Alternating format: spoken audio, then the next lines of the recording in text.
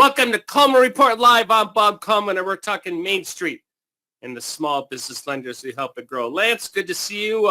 You were played hooky Friday, but Mom's okay, and she's doing much better, Bob. And are you going to let her drive again, or no? Driving's off the table. Okay, well, we can laugh about the Duke of Hazards now that she's okay, so I'm glad to hear that. Katie, good to see you. And let's go to the questions. Ton of news. Thank you all for joining us. We know you're busy, so we respect your time. Number one, what percentage of Main Street business had a revenue drop of 25% or more in 2020? Bob, I don't know the answer, but I have a guess. All right, I'll let you guess. And Katie wrote the article, so you go first, Lance. Katie, I'm gonna guess it's right around 50%. Katie, what do you got? Yeah, so overall, 78% saw a decrease, but 53% saw a decrease of more than 25%. So the answer is about 50%. I mean, and Lance, if you start projecting those numbers out, those are, when you're dropping 25%, you're dropping your profit levels.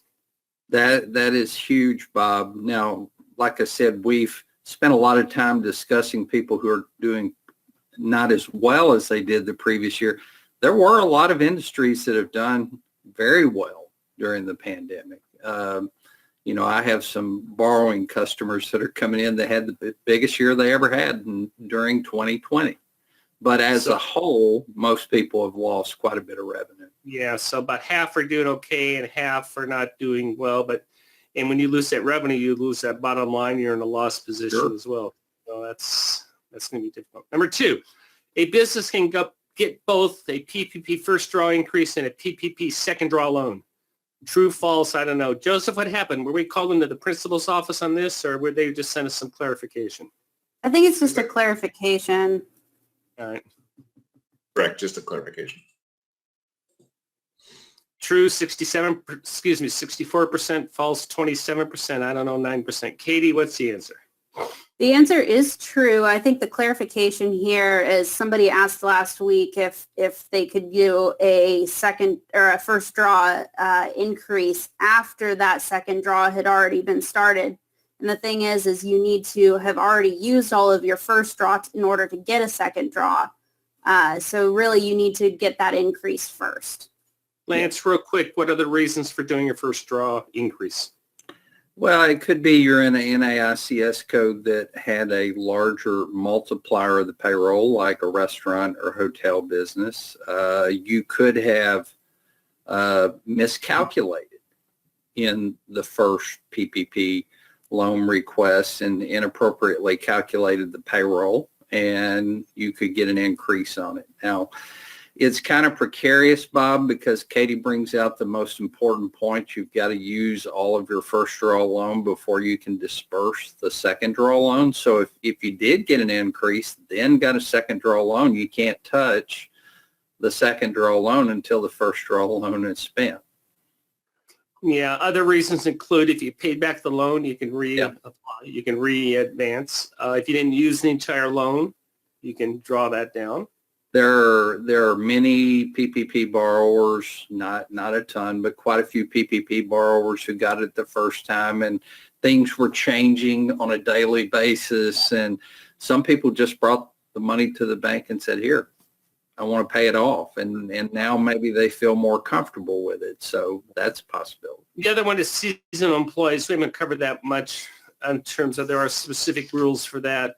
If you have a seasonal employee, go to the notice. I don't think we need to do that. It's just that's an asterisk on that. Did I miss anything, Katie, or any other reasons for increasing the first? No, it sounds like you pretty much got it. It's mostly going to be if they used up or if they didn't. Actually, you are seeing some people who returned part of their loan. That's going to be another one. And what was the date? December 27th? Yes. December 27th. That's a magic date, December 27th on those. Okay. Finally, this is for me. I'm curious. We know 7A numbers are down, and we're starting to root around in terms of why that is. And Lance, one of my theories is perhaps we just don't have the infrastructure. There we go, 69%. What do you think of that response, Lance? Well, I think that those participant lenders who are not using a third-party processor on their PPP, those smaller, PPP, the second draw loans rolled out to CDFIs and smaller institutions first. PPP can certainly eat up all of your processing infrastructure for SBA loans. But part of the reason I think 7A was down a little bit, I think you'll see a big burst of 7A activity in February, Bob, because of the elimination of the guarantee fee and the 11, 12 payments that come along with it. Yeah, but according to this, the lenders are saying, yeah, but we're having trouble getting everything done. I certainly appreciate that.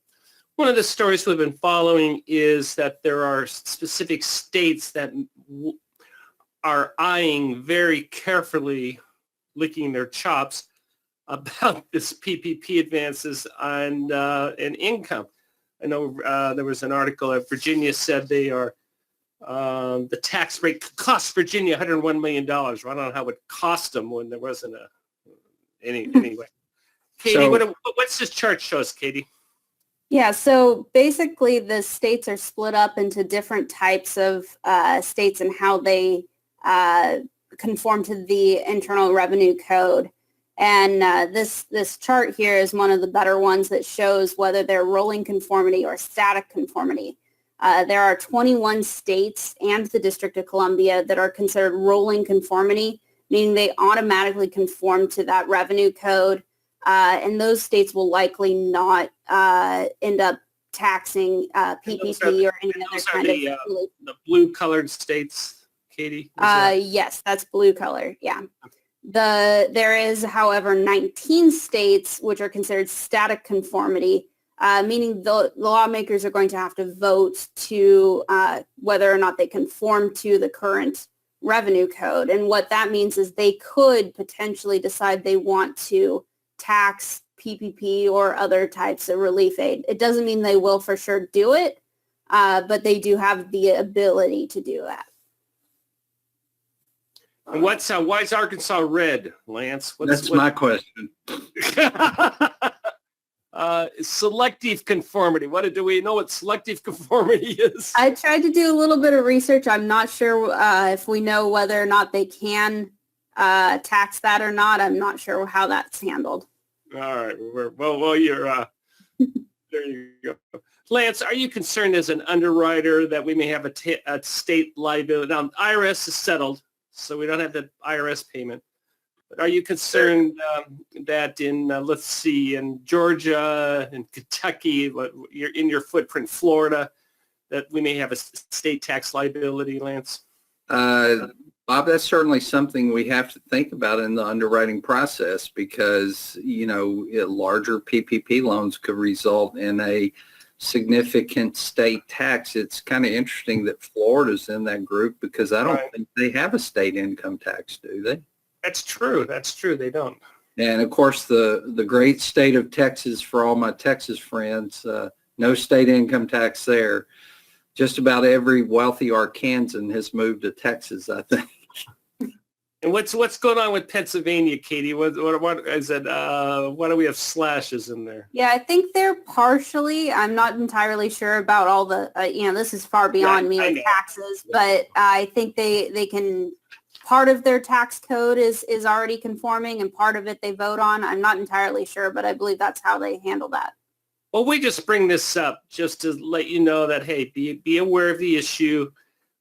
Obviously, if the state adopts it, there'll be litigation on it, so who knows what's going to happen. We just bring it just in the back of your mind. If you're in a state that's conformity, you're fine. All those yellow states, if you're not, it could be an issue.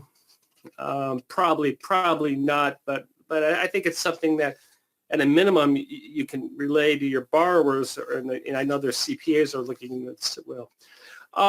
What is the American Rescue Plan? A proposed stimulus bill? My head has exploded. I have no idea where we are on all these.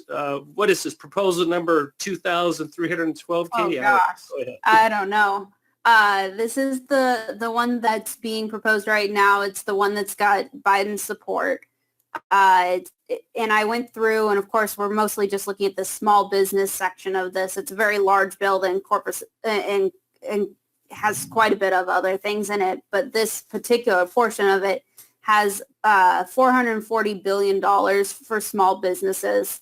And that's split up between several different programs. And they're proposing $15 billion in flexible grants for struggling small businesses. They're proposing another $35 billion in funds that can be adjusted into $175 billion in lending. And they're specifically saying they don't want it to be PPP. We don't know if it's going to be on the lender side or if that's going to be on SBA's side yet. We just know they want to do some kind of loan program. They also have targeted aid. They want to make sure there's targeted aid for restaurants, bars, and other disproportionately affected businesses utilizing that USDA program that's already in existence. I assume the last bullet point are for rural businesses.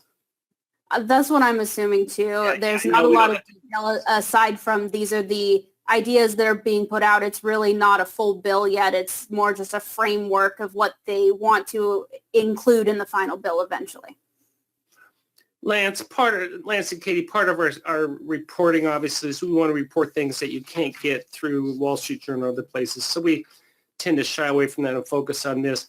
Jobs report, everyone knows that the jobs report was not what we wanted it to be. But what's interesting or what we're following is what is the response that Congress has to that jobs report. And what does Chair Velasquez, who is the chair of the House Small Business Committee, say about that, Katie? Yeah, so Velasquez was looking at that jobs report, and for the past couple of months, she has been kind of disappointed at the numbers. Obviously, we want PPP and other support to really be able to help small businesses, help rural America, and things like that. It's not quite doing as much as she wants, and she's definitely pushing Congress to really try to get some kind of bold relief passed as soon as possible. Really saying there toward the end of this quote that I pulled that she doesn't want Congress to sit there idly. She wants them to have this bold relief and get aid to struggling small businesses. And she's putting some of her support into that bill that we just discussed. But of course, she just wants anything we can to possibly get out there as soon as possible. Yeah. So do we know what the definition of big, bold is?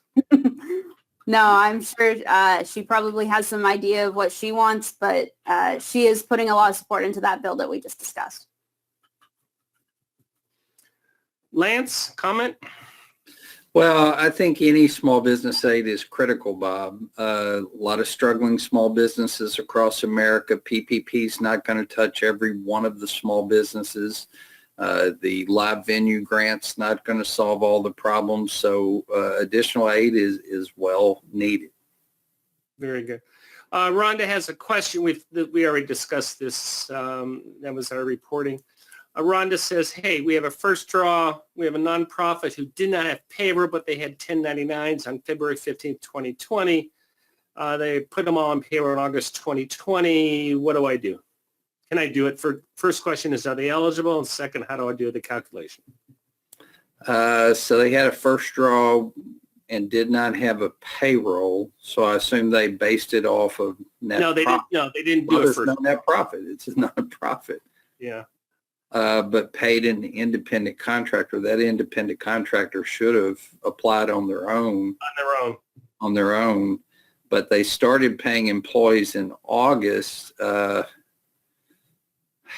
That's a tough question because typically you would have wanted to use payroll numbers from prior to February 15th of 2020. I would certainly shoot the question to the PPP answer email address. I don't have a good answer for that one. Yeah, I think the more convoluted and the more questionable these things are, don't force it. My response would be no. There's just too many questions on that. Katie, you did a nice job of putting together a hold guide. What's going on with that? Yeah, so we have a new hold guide. It's about, 25, 26 pages or so. It's going to include things like our statistics on PPP hold codes, It's also going to give you a really brief introduction to what a hold code is and how you handle it, why you need to handle it, things like that. And then it really walks you through how to clear a hold code and gives you that list of hold codes and what they are, what they mean, what you're going to have to submit to the SBA to get that cleared. And I've also included at the end some of the SBA resources that they have sent out that will give you a better idea of how to handle a hold code if the guide itself did not answer your question. We'll be selling this, but Lance, we're going to include this as a free add-on for your webinar on Thursday. I assume this would be useful for the participants. Oh, absolutely, Bob. I think this is a great resource. And if you're processing PPP loans, you're experiencing hold codes and having a guide to walk you through, it's a great thing. Russell wants to know, we have 11 PPP loans in limbo. I'll use that financial term as opposed to the SBA term. Lance, what do we do? What are we supposed to do once the loans are cleared so they move to approval status? SBA should. They've been cleared. They've been cleared. Okay, what do we do now? So SBA should move those to approval status and issue a loan number. Just keep monitoring your portal. Okay. Yeah, that should be on SBA's terms now. They're handling that. Well, very good. I'm off script. Joseph, how many more questions we got? Stand track, yes. Jared says, has anybody given any kind of guidance for fixing the holds or denials? They open up the LexisNexis portal and then shut it down. Lance? If it requires the LexisNexis report, it's got to be open so you can pull it. I really don't have any additional guidance other than to wait until the LexisNexis portal's back open. Corey wants to know, what's the best email for PPP questions from SBA? That's another question from Corey, but she also asked. It's PPP questions at SBA.gov. Okay. Number 2, Corey says, can you increase a second draw PPP loan after it's been approved? What's the best way to do this? I've not seen any guidance on increasing a PPP second draw loan, so I'm going to assume that cannot be done. Okay. Right. I haven't seen anything yet either. The guidance is all on increasing first draw. There might be circumstances in the future where a second draw could be increased, but there's no guidance on it yet. Paul has a unique question. It says, we had a borrower who was a franchise that got a first round PPP loan and was forgiven 100%, so we're fine. They're not coming in for the second round, but the franchise is no longer on the registry. SBA has kicked it out. Any solutions other, my response is got to get them to get back on the registry. Yeah, they would have to be on the registry for the second round. Was not required first round, and thank goodness it's forgiven. And see, I don't know that you're going to be able to get them on the registry in time to do a second draw loan. Berkshire makes the point, there has been legislation introduced in Arkansas not to tax. So thank you very much, Berkshire. That's a good thing, Bob. Arkansas actually had tax collections January 2021 that exceeded January 2020. So that's a great news item for a state. Well, that is. Yeah, I mean, that's good news. Well, very good. Any more questions in the queue, Joseph? This is last one from Shane, and we'll move on. What if you already applied for a second draw loan and advanced it and then applying for an increase in the first draw loan? You can't do that, correct? I don't think so. It's yeah, that's my understanding too. I don't think you can because you have to use that first draw before you're even really supposed to get the second draw. Yeah, that it's problematic. I think Katie brings up the best point to keep in our mind. The first draw loan, whether it is increased or not increased, must be fully used before you can disperse the second draw loan. Very good. Well, thank you very much for the questions. Keep them coming. We will go ahead and devote, obviously, a large portion of this presentation to that. Lance is going to be doing his webinar on Thursday. which will be helpful. We have other questions that are coming in. We'll hold them over to tomorrow. Lance, thank you very much. Good to see you. Katie, good to see you. I understand we have you be a birthday girl tomorrow, so we could. Yeah. Yeah, I'll be here tomorrow. All right, we'll celebrate your birthday tomorrow. Absolutely. Thank you for joining us today for Coleman Report Live and for supporting America's Main Street, one entrepreneur at a time. Have a great Have a afternoon. great day.